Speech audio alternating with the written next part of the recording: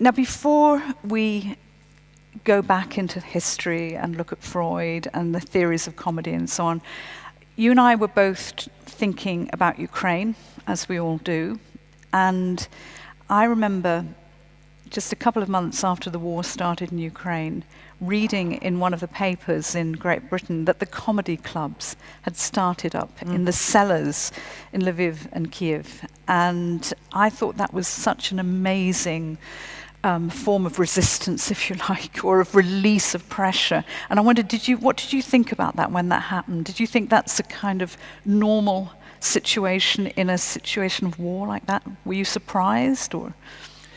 No, but before I go into this, I just would like really to thank for this opportunity. I'm really, really flattered and honored to be part of this literature day as philosopher, but nevertheless, and to have the privilege to be interrogated by you, of all people who... Interrogated? Well, I choose see what I can do. On purpose to start the comedy of the thing. So it's really a great pleasure and honor to be here. So yes, I think this is a very good point to start with, because I think comedy is really not only, I would not even say just that it is important in the times of crises, it even flourishes in the times of crisis. Comedy is part of crises, I would say, to some extent. And it's not only, although obviously this also plays a part, it's not only to get some kind of relief and divertisement and so on, opposed to all the hardship, but I think it has at least, probably more, but at least two extremely important functions. First is that it keeps us also, when we are the victims of an invasion or whatever hardship there is, it keeps us alive as subjectivities, as subjects, and prevents for us to be reduced to just this victimized, suffering flesh or whatever who is. So there is a certain power that comes with the ability also to joke about it. This power is not to be underestimated, and it's not a bad power. We almost always nowadays speak of power as something bad that we need to do, but there is something empowering about this, which is precisely the refusal to be just the victim. Obviously, they are victims, but precisely as victims, they also want to affirm themselves as subjectivities, as subjects, and not otherwise we end in this paternalistic manner in which very often also refugees are welcome to other countries as far as they remain this kind of silent victims to which horrible things happen. But the moment that they start to speak, to create, to be subject, they are no longer suffering enough, or people lose their sympathy with refugees, or they just go back. I remember from the times of when there were lots of Bosnian refugees in Slovenia during the Yugoslav war, there were often these remarks about Bosnian women. Okay, obviously they came here, we welcomed them, but if one of them appeared with some kind of jewelry, not something expensive, but just to kind of dress up a little bit, and so it's immediately, okay, this does not fit well with the image of the victim. They should be just suffering, and we will love them as victims, but the moment they become some kind of a subjectivity, we can no longer really love them and sympathize so much. So, okay, sorry, this was a long digression, but I think, so one thing is this, and the other, which I guess really happens also when it comes to this underground or whatever clubs, comedy clubs and so on, it's that comedy is also about forming a certain collective. It's something is created there, and this collectivity, even if it's just about the jokes and everything, has a certain political dimension to it. Not explicitly so necessarily, but just the sheer existence of a collective and a kind of collective resistance to things that are... The actual comedy that is being expressed and performed, it's sometimes, well, it's very often very dark.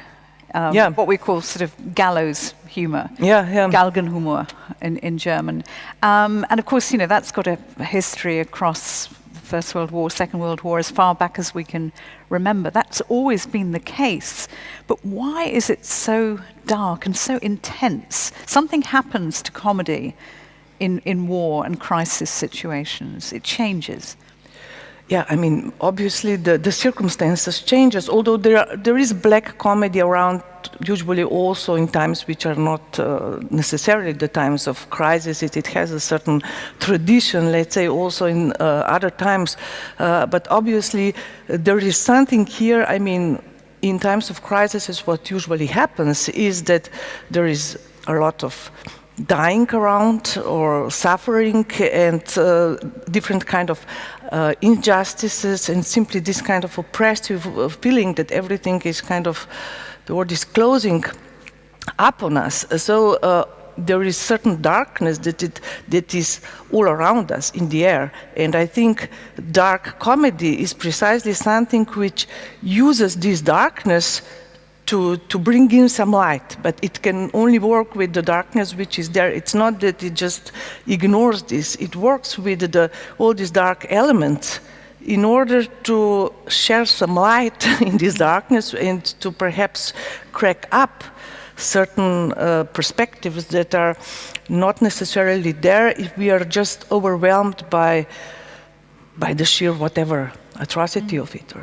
When you look at the theories of comedy, or the philosophy of comedy, which to some people might seem a rather paradoxical or strange, strange discipline, but there are, from what I can see, there are three kinds of comedy which are discussed across the ages and in philosophy. One is superiority, the other is incongruity, I think, and the third is relief. So in these crisis situations, it's not the superiority, is it? It's the relief aspect of it. It's getting rid of the stress. There's a kind of energy that comes from just, laughing. Yes, but I think it's also getting rid of the stress while at the same time mobilizing the stress in a way which allows us precisely to reflect on a situation, perhaps in a way that we would not be able to when we are just overwhelmed by the stress. So it's not simply that I think, at least it could also be just like forget about everything, but it's the way humor works in these situations is not simply a relief. I mean, this is very interesting, the whole story of relief and comedy. Just as a bracket, I will tell you a very funny anecdote. Ernst Lubitsch, the famous director, who actually made a movie, To Be or Not to Be, about Hitler and Polish resistance. It's really something to be we could. This is a great story. It's a great, and it's really precisely. And he was criticized at that time. How can you take this lightly? What is this? But in America, the movie was very badly received, but in Europe, which was already in war and everything, everybody, I mean, people really liked it, because when they were able to see it, of course. But anyway, what I wanted to say is that he has this very interesting line, because it was very popular in Hollywood of that time, to make, to make tragedies with a comic relief, and then comedies with a tragic or sentimental relief. This was the formula. And he said in one of the interviews, I make comedy, I don't want people to get relief of anything. I don't want to relieve them of comedy. So there is this kind of interesting, what exactly is this relief, and how it does not necessarily, it can have, like we say, sometimes, we are told stress can be positive in the sense that kind of it wakes us up in a good way if we can then use this energy in a certain way. If we don't, it's just terrible. And I guess perhaps comedy has a way of help us work with distress in a way that does not simply make us forget or turn away from what we are dealing, but to get just far enough to be really able to focus on it, because it's not simply an escape. I think it's a certain internal distance that is needed precisely if we are to continue to think about this hardship. Otherwise, it's just too overwhelming.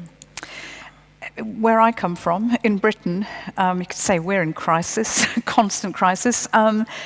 We also pride ourselves on our British sense of humour, and I think different cultures, of course, pride themselves on a better or worse sense of humour. And one of the areas of humour which is very rich for us is the Second World War. Dad's Army, and of course, we invented Charlie Chaplin, and we have, I think, a very a wonderful tradition of humour and comedy, but it's also a very strange, very British trait. And I wondered what you thought about the different national stereotypes of humour, because, for instance, in Britain we are permitted, if you like, to make jokes. We call them jokes, comedy about the Second World War. And if anybody's ever seen Dad's Army or any of those shows, you'll know what I mean. But in Germany or Austria, you couldn't make those jokes. They wouldn't be accepted. Yeah, no, I mean, I've grown up with Monty Python, among other things, yeah. So it's obviously British humor was also, I mean, it was an international thing to begin with. So, I understand that there is a kind of different situation in Germany, and particularly in Germany, I guess the part of the Europe where I come from, we never had this kind of verbot, although there were this kind of reverse jokes, I just remember there were these jokes about just after the war, the Second World War, and like when the country opened up, and there were usually like really tons of German tourists coming to the seaside, to Croatian seaside, and so people from Yugoslavia who were not perhaps so well off or whatever, they said, but you know what are you, the joke was like this, one asks the other, but what do you do in your free time in the summer? And the other replies, well, we play this game of Germans, occupators, and partisans. So how do you play this game? It's really easy. You just go climb in the woods up from the main Magistrala, Jadranska Magistrala street, and you watch the Germans drive by, like this kind of, just do the same thing as you did. Then it was German tanks, and now it's that proves my point. No, but it was, but this, at the same time, what I wanted to say, this was in, at least at that time when I heard this joke, not at all a kind of resentment joke against Germans. I think this kind of traumas were... That's the kind of superiority. It was really the kind of just, it's a similar situation, although the positions and the whatever roles that we had are kind of very different. Yeah. Well, I suppose some countries feel superior, back to that idea of superiority to others. And I think their problem. That's their problem. I think basically in Britain we just think we're inferior. So, maybe it's a kind of reverse humour. But it also reminds me of the time under communism and socialism as well. And we in the West always assumed that nobody in the East had a sense of humour or had anything to laugh at. We even thought that our own sense of humour in the West was superior, because we just didn't know, we didn't even think there was anything to laugh at in communism. But of course, we've learnt our lesson. There was a lot going on in comedy.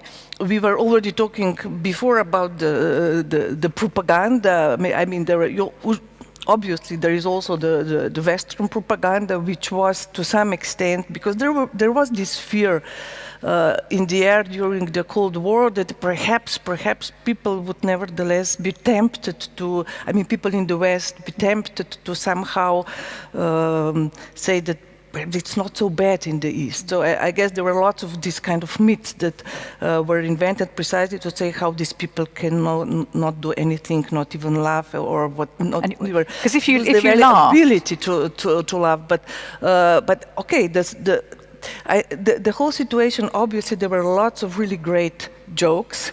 but there was also a way in which, at least I was told, so jokes, particularly jokes about the nomenclatura, were actually produced by this same nomenclatura in order to kind of strategically pacify, perhaps, people. So these jokes against the regime were not even the funniest ones. They were part of the game in which we were supposed to feel that at home we can have this distance to the whatever official regime. And of course, this distance that you feel at home without ever being able of publicly declare it, it's the very glue of your following and being part of the regime. So it's this internal distance. It's not necessarily subversive in the sense of, but it's precisely something that you need in order to feel that you are actually different from what you say or do publicly. But this is a trap, or can be a trap, because obviously it is what you do or say publicly that finally matters and makes a difference. But apart from this, there were much more subversive jokes and that were around, and humor and so on. So it's obviously not something that were... Do you think that your interest in the philosophy of comedy came from that time, from growing up in, under socialism?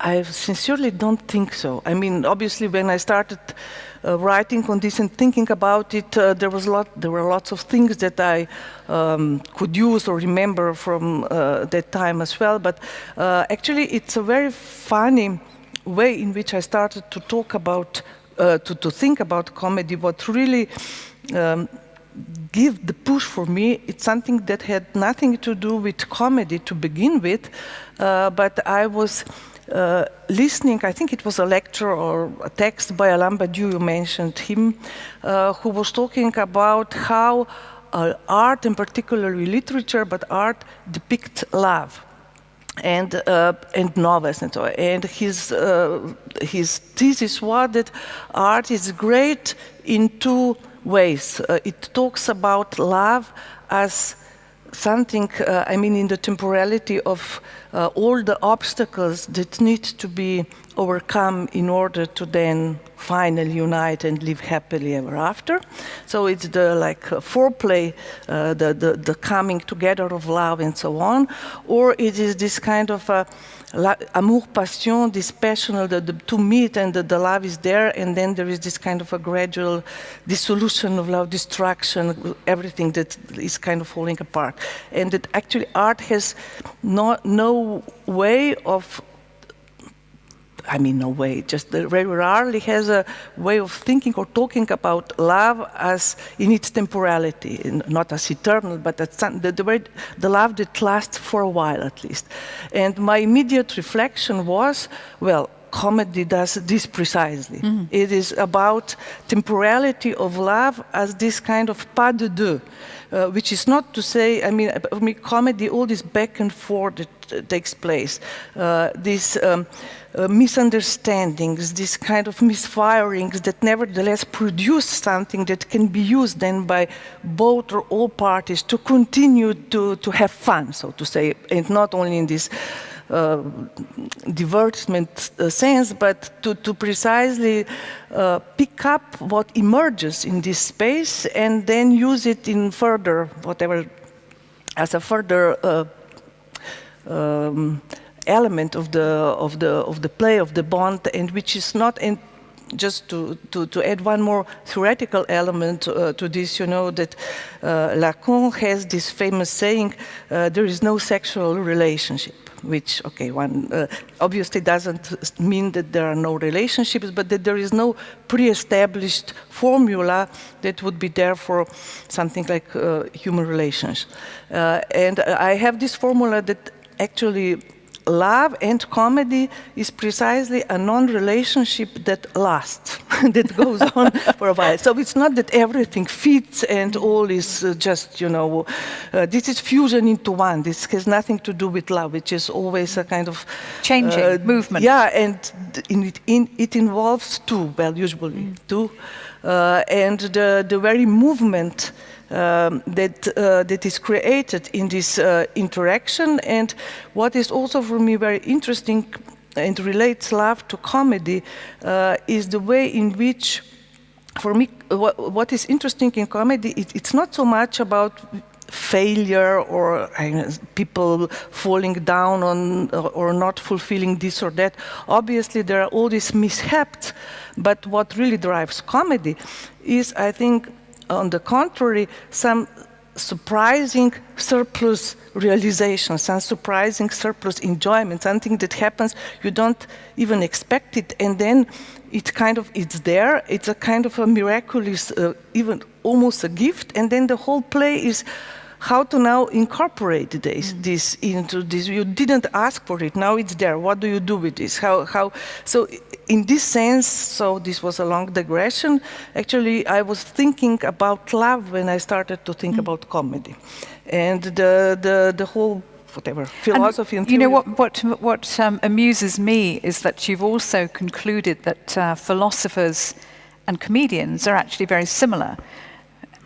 Because philosophers are trying to communicate, and comedians are also doing this pas de deux, as you call it, as well. And you have to do the same thing. You have to. I think it's Bertrand Russell who emphasised that idea of the simplicity of philosophy, and comedy. Good comedy is very simple. You have to start with a setup, and then you have a punchline at the end, which is often very different from what you're going to start with, because you've explored something in that time.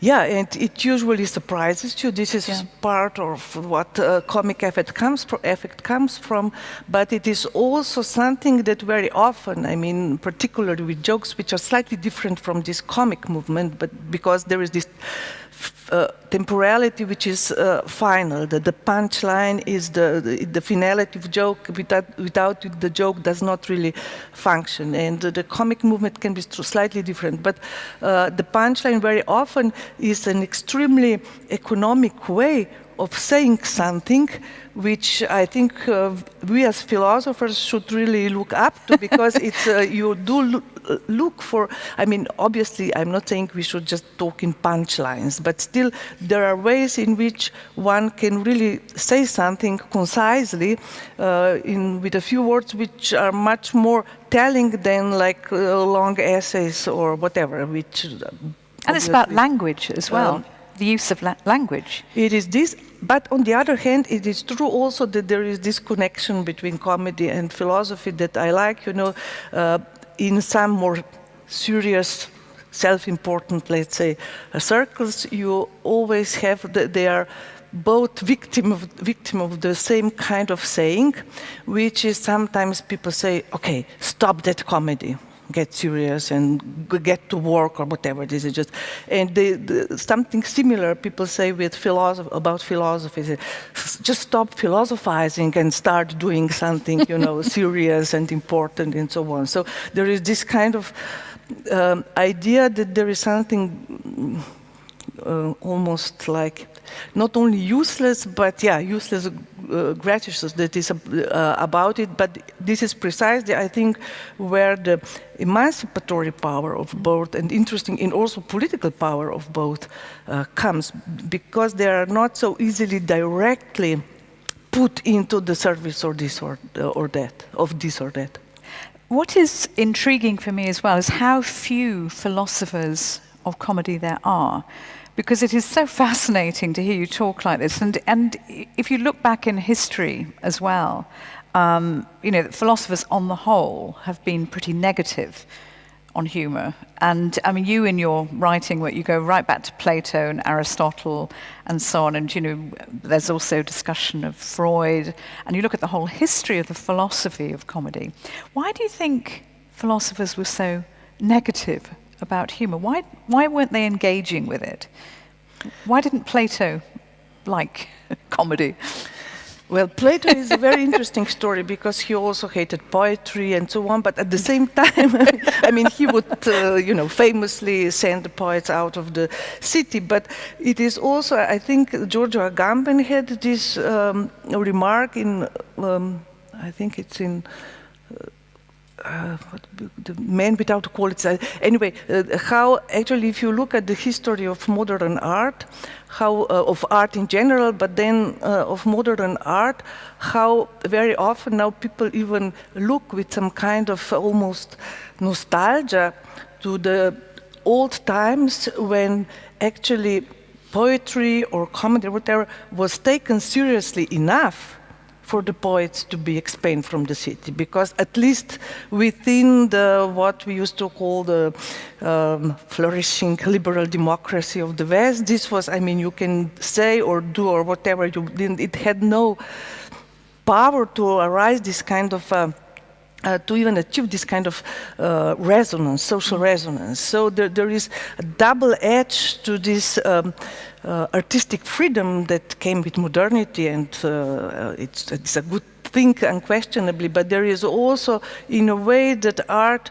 and I think Hegel makes this point, that once it was completely liberated precisely of all these constraints of religion, politics, and so on, conveying this kind of representing the community as a whole in different ways, once it's been freed of that, it also lost some of its social relevance, in the sense that people not like that now everybody would look to art to learn about it. It's just so with Plato it's very interesting to say to what extent he believed, and it's similar, you know, with his idea of mimesis, imitation of this is why he also sent like painters out of the Republic, because they were imitating the ideas which were real. But then Lacan had this very interesting commentary on this, that actually the fear, Plato's fear, came from the fact that this imitation were not simply imitating the ideas, but they were competing with the ideas. They were themselves ideas, and this is where the revolt, the fear, the severity of the ban can come from, when you actually believe, and this was also the case just shortly before Yugoslavia fell apart and the change of regime, that how it was quite incredible to what extent words were taken seriously. I mean, just stupid jokes and remarks could, you know, shatter up and immediately trigger some kind of meeting of I mean, now you can say whatever you want, nobody really cares. But it's so interesting. One of the first, because I travelled a lot in Eastern Europe as it was then with the BBC, and one of the first places I visited was a place in Bulgaria, in a city called Gabrovo. And they had a house of humour and satire. Mm-hmm. And it was actually started by Todor Zhivkov. And it was very unfunny. But it still exists. So that's definitely changed with the times. And I think what's interesting too is we haven't mentioned the word censorship, of course. And I think censorship, from what you write and what I've been reading, is it creates even an even greater desire to be funny, because you're forbidden, so you have to compete against it. Yeah, this is one dimension, the imperative to be funny, to beat it, but also, I mean, this was one of, you mentioned Freud before, one of Freud's basic insights, that actually censorship always exists within humor. This is precisely, I mean, censorship, humor has always been, even if you don't have some kind of totalitarian regime around, but we do internalize certain prohibitions, we live in a social way which is normal. There are certain things that we are supposed to not say or not do, and so on.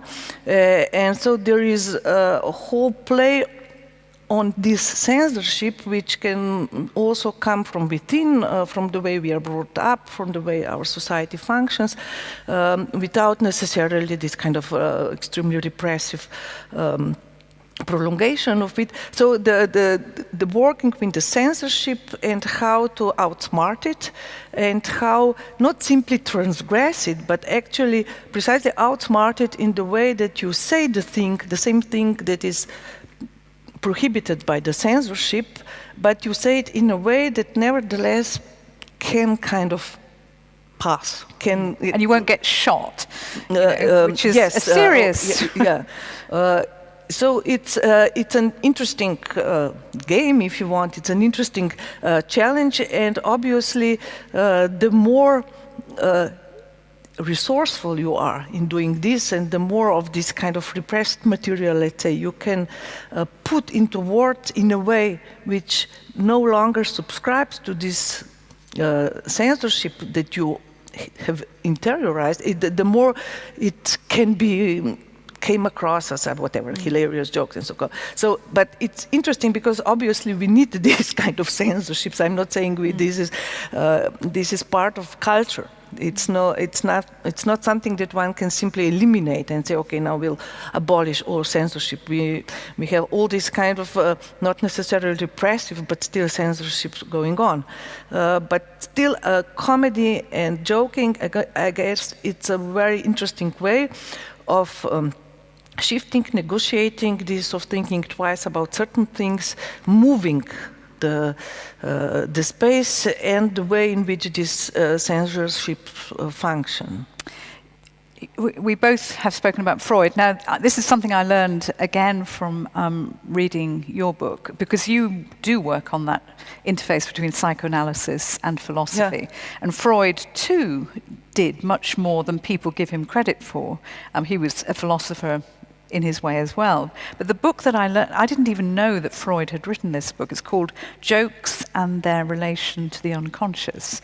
Now, you, of course, knew about this, but this is an extraordinary revelation for me that Freud that he wrote a whole book about jokes. No, he actually took very seriously precisely the kind of things that were frowned upon also by philosophers of the time. I mean, I think he would made his point of emphasizing that he was not a philosopher. So I know that he liked to quote this Heine, I think it's Heine's verses, where philosophers are depicted as people in these home ropes, you know, who then fill all the cracks in the universe with the pieces of the ropes, you know, like to make the universe look consistent and homogeneous and so on. And I guess he saw himself as someone who kind of does the opposite, shows the cracks in this homogeneous universe. I don't think that this is the correct depiction of philosophy. I think at least but not only contemporary philosophy is something very different from this kind of Weltanschauung of whatever this or that totality. But still, so Freud was actually taking very seriously the kind of things that people would not take seriously, like slips of the tongue, which is like not simply, you know, to say that, okay, there is some sexual innuendo behind everything. I mean, this is, again, another important lesson I think that one should learn with Freud, that his idea was not that everything can be reduced to sexuality, or the sex is the ultimate answer to everything. The point was that sexuality was a question, that it was actually the question, that nobody knew what it was, that this is where all this kind of interest... I think that's where Woody Allen's humor comes from, yeah, too. Precisely. It's not that it's somewhere and it's there, we just don't talk about it. It's on the surface, it's precisely in the way how we talk about it, and it doesn't know itself what it is. So it's not that there is some ultimate sexual whatever satisfaction that is the answer to everything, because there is no such thing. But anyway, we can have another discussion about sexuality. May we have another few hours, please? And there's also another interesting juxtaposition, and this is something I came across in a survey I was looking at. In 2014, Oxford University published a survey that they had conducted over a couple of years in Australia, the UK, and the US.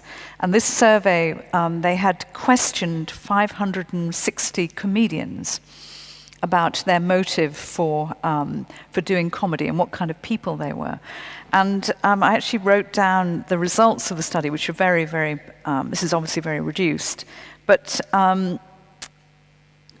comedians have a remarkable amount in common with people with manic depression and schizophrenia. And I wondered what you thought about that particular observation and result of that survey.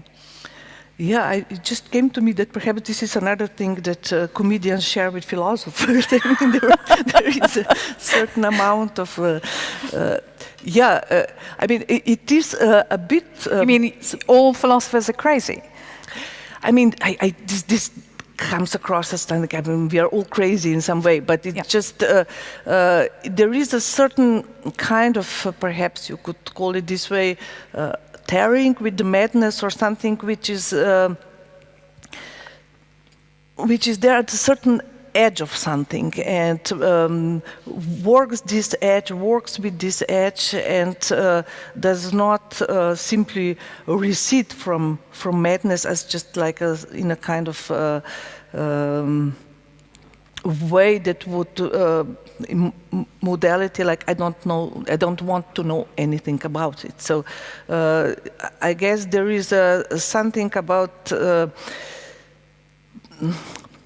also taking, now if I return to your question, and the comedians taking certain kind of risks, because it's also, I mean, very often when you are on stage, I guess, as a comedian, you do risk some things, and you are really completely vulnerable to the audience. Although you are there, you have supposedly the power to guide them, but still, if the joke falls flat, or you fall flat, then it's really a problem. And now there is this, I guess, there is this moment when one asks, do I now kind of even rise the stakes and try to remake the same joke in an even better way, or not, or I just kind of let it go and try something else? I mean, there is all this art of doing something, and in the way of responding also to these moments of crises that can occur while you perform or while you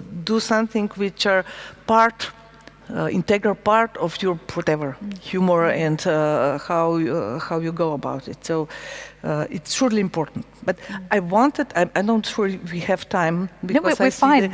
Just because when you mentioned Freud, I then switched to this question of sexuality. But one really important thing about why Freud was so interested both in jokes and slips of the tongue, in dreams, not as some messengers of some whatever beyond, but precisely he saw them as rebuses, you know, that you should listen to the narrative of the dream, just to the words and how they combine, and how they, what sense do they make, even though they seem to the dreamer as completely nonsensical.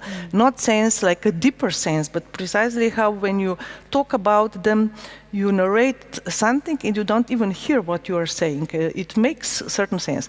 So, and I think this is also what then, okay, obviously Lacan picked up, it's that Freud saw the enormous creativity or the importance of language in all this, and also in the very existence of the unconscious. This all happens through language. It doesn't, even if you cannot say the word, it's repressed, whatever, to put it very simply, but you do say it anyway.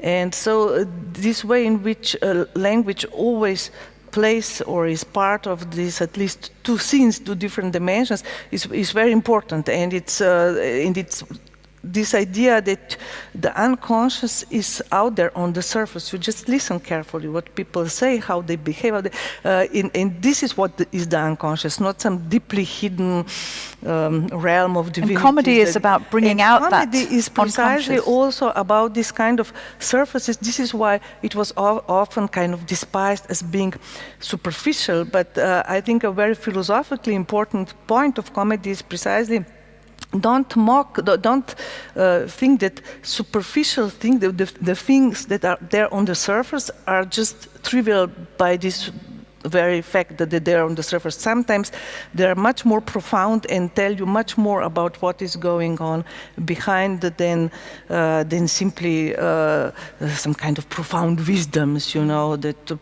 pronounced with huge solemnity and so on.